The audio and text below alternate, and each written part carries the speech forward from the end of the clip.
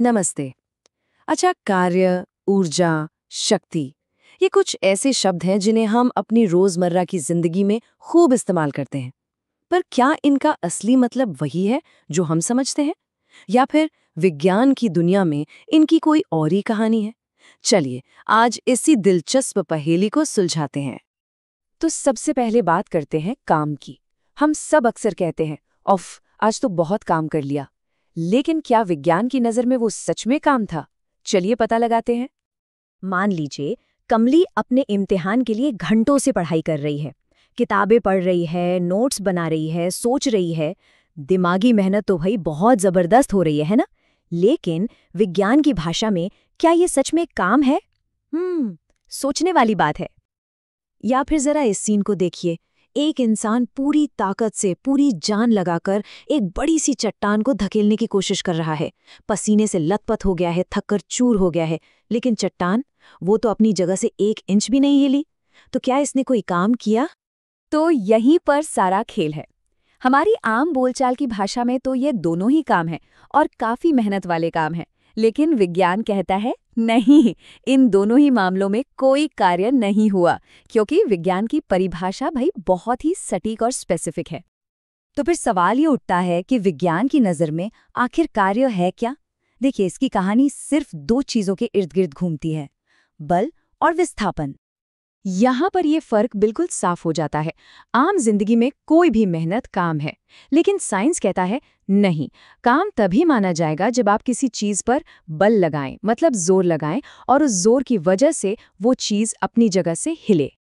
तो साइंटिफिक भाषा में कार्य या वर्क होने के लिए 2 शर्तें हैं, 2 कंडीशंस हैं जो पूरी होनी ही चाहिए। अब याद कीजिए उस चट्टान वाले उदाहरण को। वहां बल तो खूब लग रहा था, मतलब पहली शर्त पूरी हो रही थी। पर चट्टान अपनी जगह से हिली नहीं, मतलब विस्थापन 0। और बस दूसरी शर्त पूरी नहीं हुई और विज्ञान के हिसाब से सारा काम भी 0 हो गया, भले ही कितनी भी मेहनत लगी हो। और इसी पूरी बात को साइंस ने एक बहुत ही सीधे साधे फॉर्मूले में डाल दिया है। W बराबर F गुणा S, यानी कार्य बराबर बल गुणा विस्थापन। मतलब जितना ज्यादा जोर लगाएंगे या जितनी ज्यादा दूर तक किसी चीज को खिसकाएंगे, उतना ही ज्यादा काम होगा। ठीक है, तो ये तो समझ आ गया कि काम करने के लिए बल और विस्थापन चाहिए। पर सवाल ये है कि ये काम करने की काबिलियत, ये क्षमता आती कहाँ से है? और यहीं पर एंट्री होती है ऊर्जा की। ऊर्जा को ऐसे समझ सकते हैं कि ये काम करने की कैपेसिटी है, काम करने की क्षमता। और मजे की बात यह है कि इसकी यूनिट भी वही है जो काम की है, जूल। ऊर्जा कई अलग अलग रूपों में होती है। चलिए, इसके सबसे जाने पहचाने रूप से शुरू करते हैं, गतिज ऊर्जा या काइनेटिक एनर्जी। नाम में ही गति है, तो जाहिर है ये वो एनर्जी है जो किसी भी चलती फिरती चीज में होती है। जरा सोचिए, एक तेज रफ्तार से दौड़ती हुई कार या नदी का जोर से बहता हुआ पानी, इनकी जो हरकत है, इनकी जो मोशन है, उसी में काम करने की ताकत छिपी है। बस यही है काइनेटिक एनर्जी। अब अगर एक तरफ हरकत की एनर्जी है, तो दूसरी तरफ है ठहरी हुई, जमा की हुई एनर्जी। इसे हम कहते हैं स्थितिज ऊर्जा या पोटेंशियल एनर्जी। ये वो एनर्जी है जो किसी चीज में उसकी खास पोजीशन या हालत की वजह से स्टोर हो जाती है। जैसे एक रबर बैंड को खींच कर रखिए, उसमें एक तनाव है, एक एनर्जी स्टोर हो गई है। या किसी खिलौना गाड़ी में चाबी भर दीजिए, या फिर किसी पत्थर को उठाकर ऊंचाई पर रख दीजिए। इन सब में अपनी हालत की वजह से एक एनर्जी जमा हो जाती है। यही है पोटेंशियल एनर्जी। अब यहाँ कहानी और भी मज़ेदार हो जाती है, क्योंकि एनर्जी एक जगह टिककर नहीं बैठती। ये लगातार अपना रूप बदलती रहती है, एक फॉर्म से दूसरे फॉर्म में। और ये जो रूप बदलना है, ये किसी ऐसे वैसे नियम से नहीं होता। इसके पीछे फिजिक्स का एक सबसे बड़ा, सबसे बुनियादी नियम काम करता है, ऊर्जा संरक्षण का नियम। ये नियम कहता है कि ऊर्जा को न तो पैदा किया जा सकता है, न ही खत्म, बस उसे एक रूप से दूसरे में बदला जा सकता है। इसे समझने के लिए एक गिरती हुई चीज का उदाहरण लेते हैं। ये एकदम परफेक्ट है।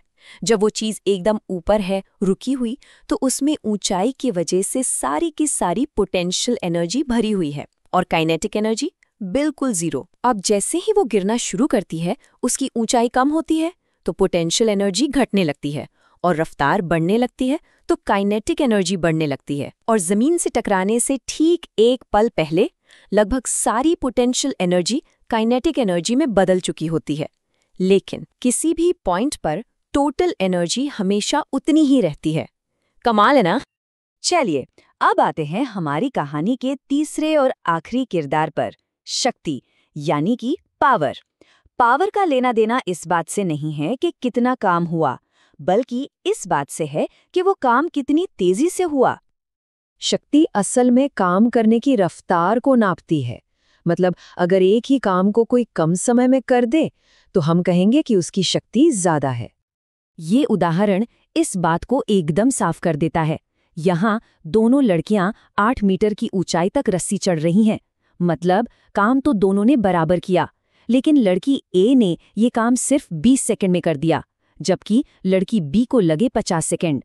तो काम बराबर, पर क्योंकि लड़की ए ने काम तेजी से किया इसलिए वो ज्यादा शक्तिशाली है।